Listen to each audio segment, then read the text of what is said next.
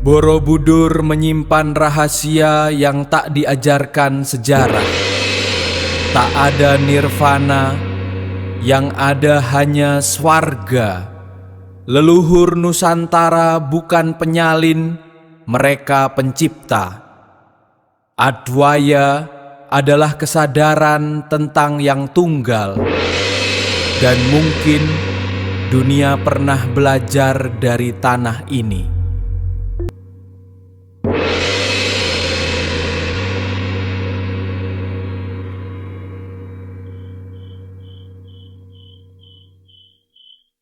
Gusti dan Kawulo bukan terpisah, melainkan satu kesadaran.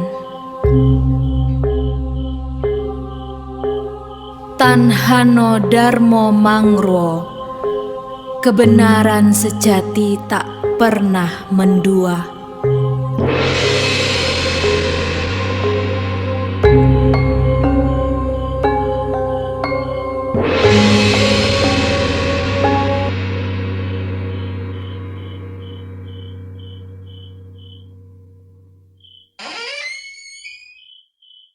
Oke, mari kita bedah ini. Coba Anda bayangkan, Anda lagi asik baca novel yang seru banget. Anda tahu persis siapa penulisnya, tapi penulis itu kan duduk di meja kerjanya, terpisah jauh dari karakter di dalam bukunya, ya kan? Iya, kayak bener-bener ada batas yang jelas gitu antara dunia nyata dan cerita. Nah, persis. Selama ini kita sering ngebayangin hubungan kita dengan sang pencipta itu, kayak gitu, terpisah mutlak. Tapi kali ini, kita mau bongkar tumpukan naskah kuno Nusantara dari era Saka 851 sampai 1287, plus melihat langsung struktur Candi Borobudur. Misi kita, menemukan kemandirian spiritual Nusantara yang secara radikal mematahkan dominasi kerangka berpikir Barat.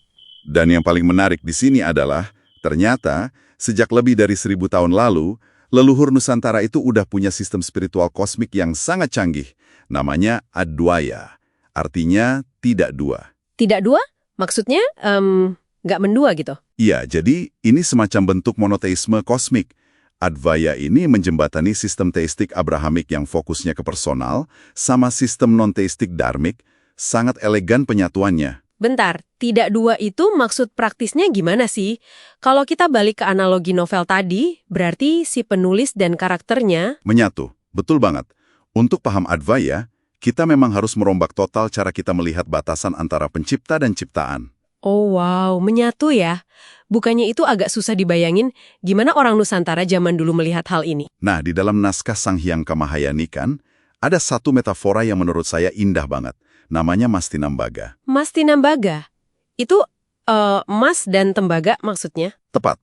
Jadi hubungan antara Tuhan dan alam semesta, itu kayak emas dan tembaga yang dilebur jadi satu substansi. Oh, paham.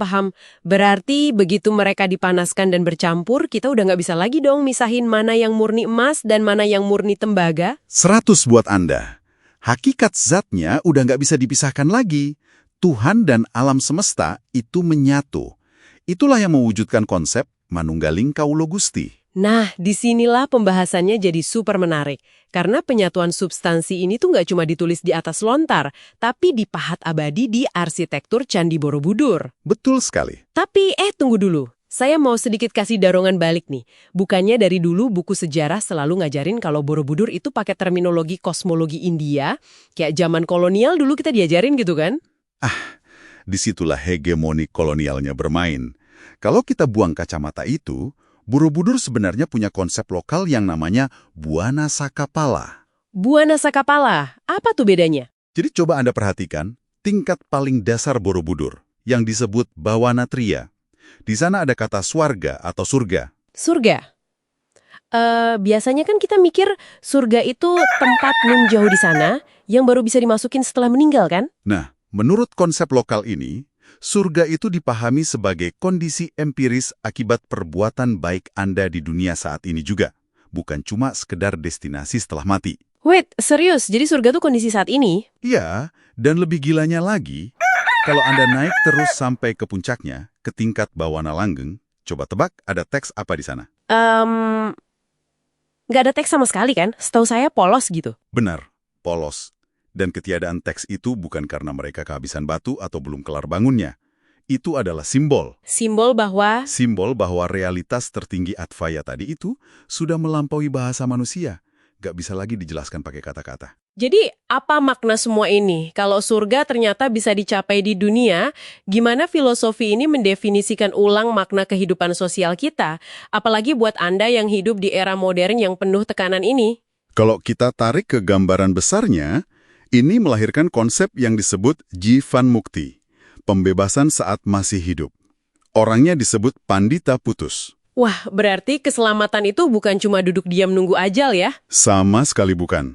Keselamatan itu justru berpartisipasi aktif, melayani masyarakat. Karena Tuhan dan manusia udah menyatu, kayak emas dan tembaga tadi. Masuk akal, masuk akal. Berarti cara terbaik memuja Tuhan ya dengan melayani sesama manusia. Betul. Dan dari sini jugalah lahir prinsip inklusif universal dari Kakawin Sutasoma. Bhinneka Tunggal Ika Tanhana Dharma Mangrua. Semboyan kita. Iya. Yang intinya, perbedaan beragama itu cuma ekspresi manusiawi menuju kebenaran tunggal yang sama. Nggak ada dharma yang mendua. Wow, jadi kesimpulannya, Nusantara ini mewariskan kedaulatan teologis yang dengan tegas menolak perpecahan. Kehidupan sosial dan spiritual itu benar-benar satu kesatuan yang utuh ya. Sepakat. Kita itu udah punya kemandirian luar biasa, tanpa perlu selalu merujuk keluar. Keren banget. Nah, ini menyisakan satu pemikiran provokatif untuk Anda semua hari ini. Kalau teologi Advaya ini menegaskan bahwa kita dan Sang Pencipta sudah melebur ibarat emas dan tembaga, Yang nggak terpisahkan? tepat. Apakah epidemi kesepian dan kecemasan eksistensial yang sering Anda rasakan di era modern ini sebenarnya cuma ilusi tragis aja? Karena ya mungkin Anda hanya lupa cara untuk pulang ke dalam.